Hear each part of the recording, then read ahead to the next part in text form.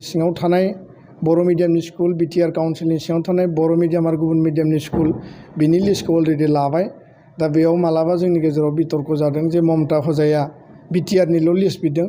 सरन्जना सेनापति जाय एलिमेन्टारिनि डाइरेक्टर बे एलपि आरो आपार प्राइमारिनि गासै बर' कसारि काउन्सिल एरियानि आउटसाइड सिक्सदिल्लीनि एरियासनि लिस्टखौ अलरेडि लाखांबाय हाई स्कुलनि लिस्टआ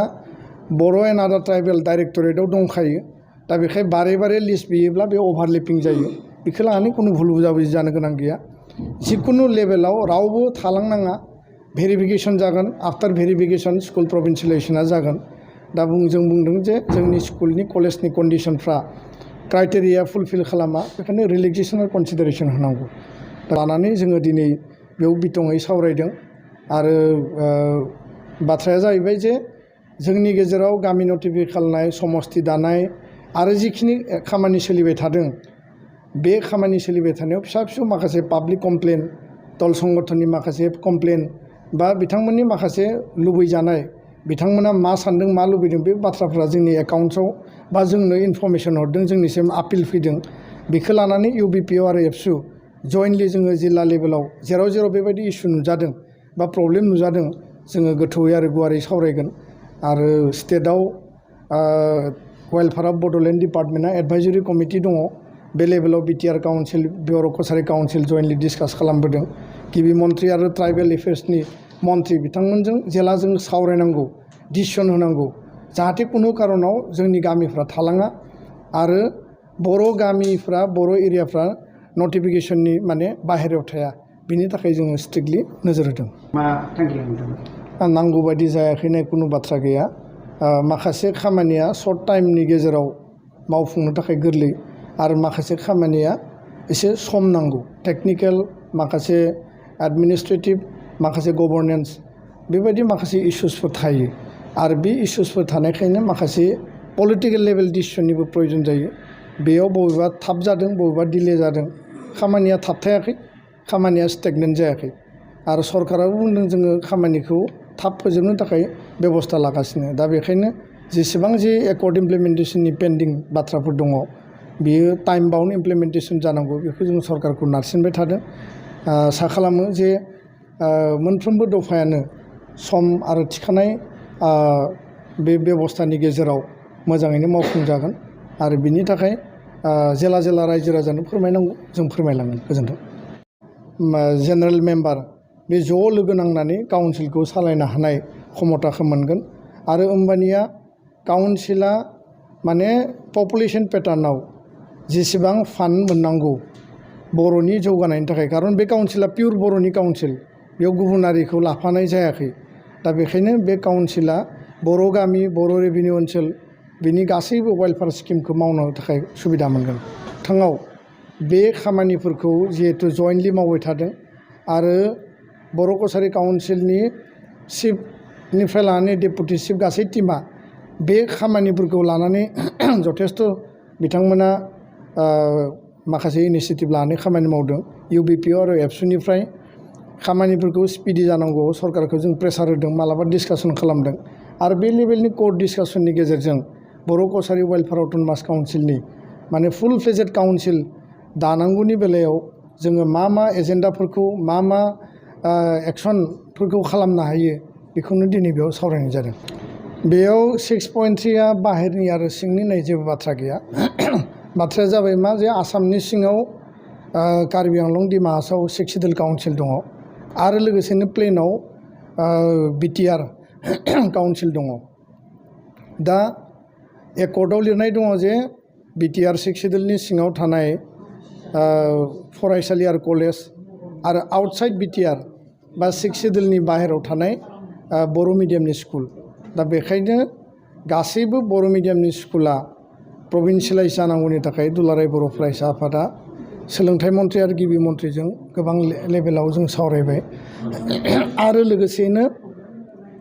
दाख्लैबावै आसामनि गिबि मन्थ्रिया बा आसाम केबिनेटआ क'क्राझाराव जानाय जथुम्मायाव 10टा कलेज फोसावदों दा मोनबा डिस्ट्रिक्टआव 10टा कलेज जोंनि टटेल नाम्बारा जाबाय 26टा कलेज आरो बिनि गेजेरावनो धेमाजि लखिमपुराव गंब्रै गंबा बर' आरो ट्राइबेल फरायनाय स्कुल दङ लोगोसेनो कार्बि आंलंआवबो माने बर' आरो ट्राइबेल फरायनाय कलेज दङ धेमाजि लखिमपुरावबो कलेज दङ आरो स्कुल जोंहा LP टु माने हाई स्कुल एमइ स्कुल गासिबो हायार सेकेन्डारि दङ गासिबो स्कुला पर्यायक्रमे प्रभिन्सियेलाइज जागोन आरो गिबि मन्थ्रिया दाख्लै बुंदों जे फार्स्ट कलेज बेनि उनाव junior college higher secondary high school ME school आरो LP स्कुल दा बेखायनो 10खान कलेजा जाबाय गुबुना जानाय नंलिया बिदि नङा जोंनि माने जोङो सरकारखौ बुंदों जे नोंथांमोना गोबां माखासे उसुबिदानि थाखाय फेस मेनाराव खालामनो नागिरदों थिगानो दङ खिन्थु स्पिडि खालामनांगौ आरो गासिबो कलेजा प्रभिन्सियेल गोलाव समनिफ्राय जोंहा मोनसे सावरायनांगौनि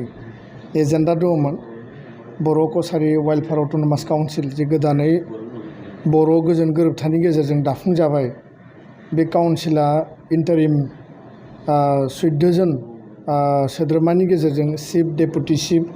चेयारमेन भाइस चेयारमेन आरो EMsफोरखौ लाफानानै दासिम सामलायगासिनो दङ दा जोङो बयबो बुजियो जे मोनसे काउन्सिलखौ पुर्नांग पर्यायाव सक्तिशालि खालामनानै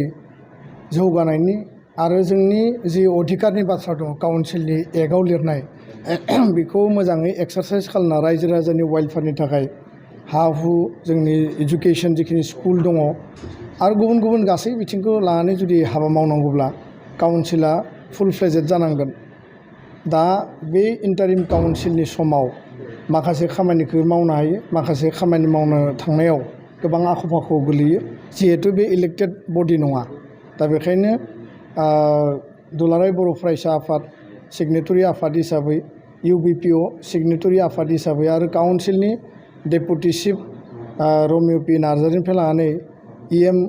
अनिल बसुमतारी आरो बेयाव सा 6 EM दिनै दङमोन गासै जोङो ज'है बर' कसारि वेलफेयार अट'नमास काउन्सिलखौ बोरैहाय जोङो माने फुल फ्लेजेड खालामनो हायो बिनिनो माखासे जिखिनि होमवर्क एक्सारसाइज सोलिबाय थादों जे गिबियाव बर' कसारि वेलफेयार अट'नमास काउन्सिला बबे बर' इनहेबिटेड बा डमिनेटेड एरियाखौ लानानै